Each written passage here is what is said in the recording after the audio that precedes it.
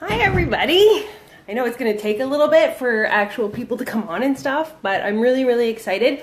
I did like 7 episodes of Tea with Tamara on YouTube, but I decided that it wasn't working, like just something didn't feel right.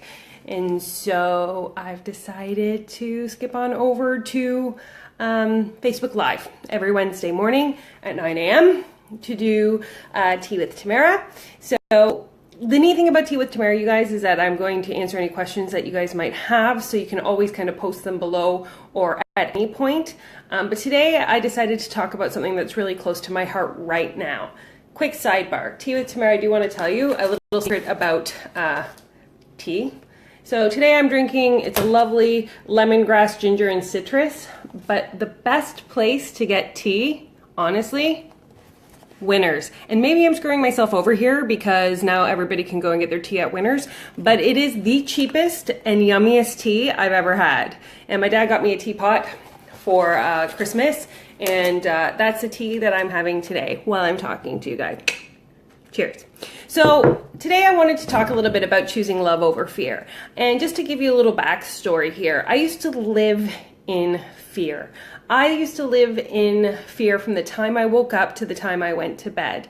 I lost a relationship, I lost a job, I lost many things in this space where, and it gets me a little emotional, I truly believed that every day was going to be, something bad was going to happen. And I gave my power to other people and allowed them to make my choices for me. And if you would have asked me even, 2 years ago if I believed in God, I probably would have laughed and said, hell no, what has he done for me, kind of thing. Now, I want you to also know, when I say the word God, it doesn't mean church God. It could be church God to you, right? What I'm talking about is that there's something more powerful and greater out there than even any one of us can explain. And so let me give you a little shift. Things got to the point where, if you know that I have a son who has oppositional defiance disorder, depression, and anxiety, life was all consuming. And if you have a child with a mental health illness, you know you become that child. And you don't realize that it's happening, it just happens. And so it got to the point where things boiled up. We'd become like a one unit. I spoke for him. I did everything for him. We were never in good conversation. And it boiled up to the point where we needed a break from each other, right? And it was when that happened, when we actually were forced to take a break from each other, that I can honestly say I started a whole new journey in my life. And it's like when you, I don't know how to explain, when you take yourself from a point of complete and utter destruction, because I didn't know who I was or where I was going, and you have an open road. I actually potentially, truly, had blamed my son for most of the things that weren't going right in my life. And I don't know if you've ever done that. Like, I just legitimately believed I wasn't growing in my business. I wasn't able to have healthy relationships because I was putting all my thoughts and energy into him. And that was my fear-based living, right? What was he doing? Where was he going? How was he acting? And I gave him all of my power. So in the last 2 years, it's been a soul-searching journey of trying to figure out how to get out of that fear-based mentality. And so I was really lucky because something came up for me called A Course in Miracles. And I don't know if anyone's ever heard of A Course in Miracles. And that's where I really learned the difference between choosing love and choosing fear. Now, when we choose love, honest to gracious, it's whatever is your peace of mind. So for instance, how many people do you know that go out and jog? And they go out and jog because they need to do it. It's what keeps them sane. Hearing their footfall, listening to that music, being in that headspace, they come back and all of a sudden they just feel better. They're alive, they feel connected. Or people who go for long hikes, or sit in front of a fire. These are all ways in which people are choosing to give their fear to something greater than themselves. So 2 years ago, I decided to start meditating. And it was probably the scariest thing that I've ever done, because I thought I'd done everything completely wrong. Like, all I did was think about my grocery list. Have you ever tried to meditate? And you're like, clearly, well, first of all, for the first month, I napped. was actually kind of nice. I meta-napped, threw on the headphones. I was out like a light. When they said, wiggle your toes, come back, I was like, sweet, did I get something? Did I fall asleep? Did I meditate? Does this count? And I started to stay awake, and it was like, okay, this is what I need for groceries. This is when I need to pick up this person, da, da, da. And I'm like, I'm failing. I'm a meditation failure. This is not the way it's supposed to go. But the thing is with meditation is it all counts. All of it counts. Every little piece of that. So between taking the Course in Miracles and starting the meditation, I realized that in choosing love, what it is, and this is the big secret of it all, is that you get into a space where you're willing to give things that are too big for you to carry to something greater than yourself. That's it, right? So think about that. If you're stressed about your partner, maybe they are unhappy, or maybe they are not giving the same attention back to you that you want to. What if you were just to give that away and not carry it? Right? Just say, I'm going to give this to source energy. And source energy can be something different for everyone, you guys. Like, this is not like a sermon on God versus goddess versus, you know what I mean? It's about being willing and open to believing that we don't have to carry fear with us anymore. That there is something that is larger than our little human bodies that will take away that which isn't serving us anymore. And the minute you do that, you release space within your life, in your day, in your heart, to receive the things that you are supposed to be receiving. So for me, when I'm in meditation, my favorite thing to say in choosing love is, thank you, Joanna, is for me because I'm in the service of something greater than me, right? So when I'm in my meditation, what I like to say is, I will to will thy will. I will to will thy will. Thank you, Tarzan. And when I see that, it allows me to get out of my ego and tap into my higher self and be here on this earth, right? To be in service for you guys. And that's me choosing love.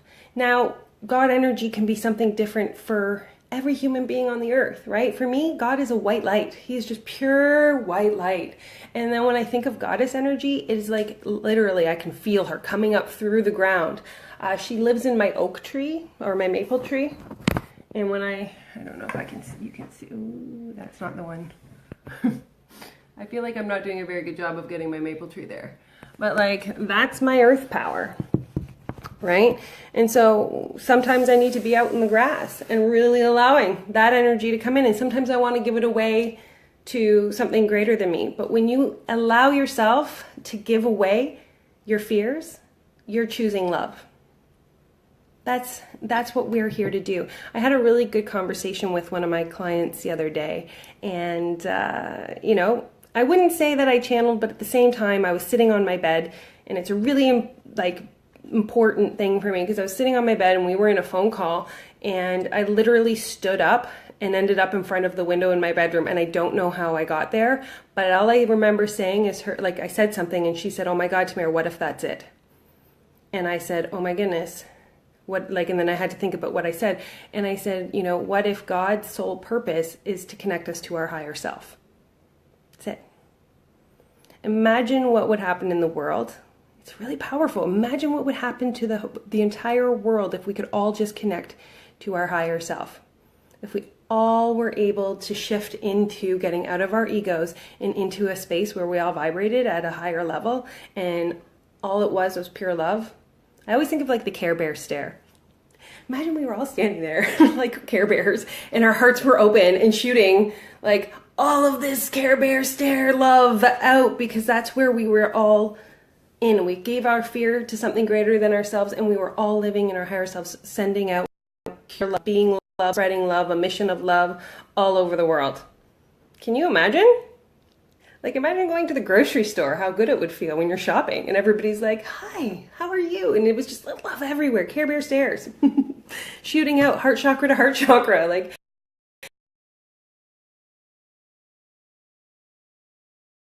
It was sorry, I think of so Care Bear image. Thank you. So guys, I just want you to know it's never too late. There's never a point in your life where you can't make the decision to no longer choose fear and move into a space for choosing love.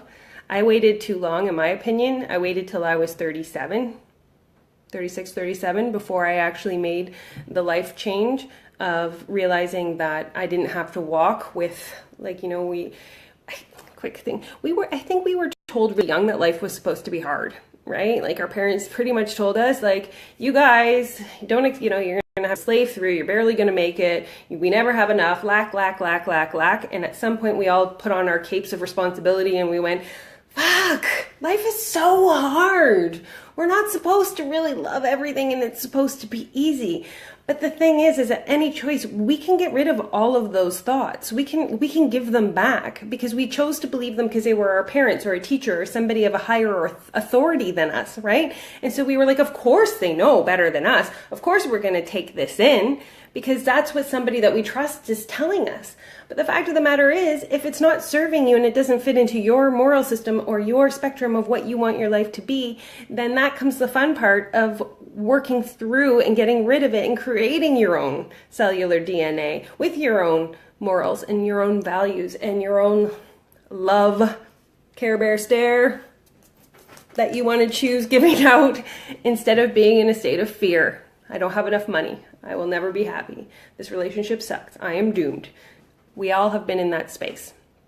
I really lived it for a really long time. So right now, I just want to be love and spread love. That's my sole purpose here in life, right? I want to get everybody to step out of the chaos, especially if you have a child with mental health. I want to help you so much. Step out of that chaos, to redefine who you are. Find that place of love within yourself so you can be love for your child, spread love to your child, get them invested, get them involved, let them see the difference. There's so much joy out in this world. And that's it for Tea with Tamara for today. I could probably go on about choosing love over fear forever, but I'm going to stop right now because I don't even know how long this video is. But I'm like, love, love, love. And I love the hearts. Facebook hearts are the best. I want to be a Care Bear. Oh my goodness, you are so cute. I love you. Oh, I love you all. See, that's what I mean. If you have any questions or things that you would like to hear me talk about on Tea with, that's so much hearts, Tea with Tamara, please, please, please private message me here. But every Wednesday at 9 a.m., I want to be here for you guys. I want to be answering your questions, Tamarizing everything, and I want to be in your space. I want to love you all. Let's all choose love. Love! All right, you guys, peace out for today. I look forward to next Wednesday. Oh my God, Wednesday at 9 a.m. Wednesday at 9 a.m. All right, you guys, love you.